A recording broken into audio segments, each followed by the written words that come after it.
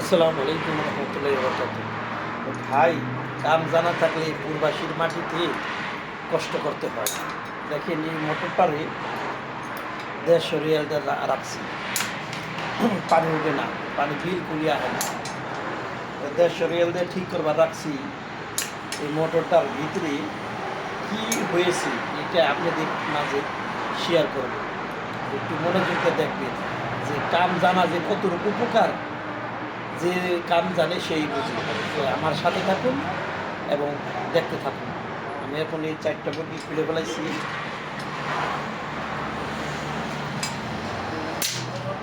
দেখতে থাকুন, দেখতে থাকুন। কাম জানা থাকলে কতটুকু সুবিধা।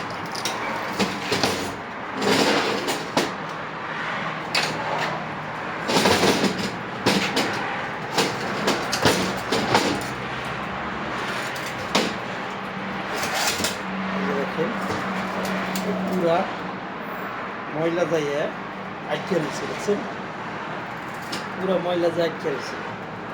তাহলে পানিটা কীভাবে উঠবে?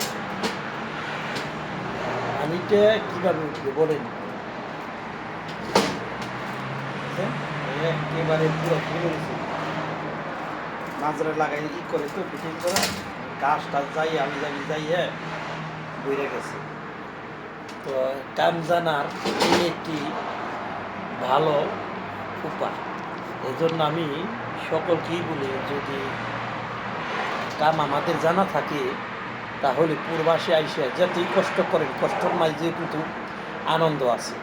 এবং যারা বর্তমানে পূর্বাসে আসতে চান তারা কোনো না কোনো কাজ জেনে আসে, তাহলে দেখবেন যতই কষ্ট পান, কষ্টের মাঝেও একটু আনন্দ পাবেন, সুখ পাবেন। তো সকলের জন্য শুভকামনা থাকলো, আমাদের সকল পূর্বাসীর জন্য দোয়া করবেন।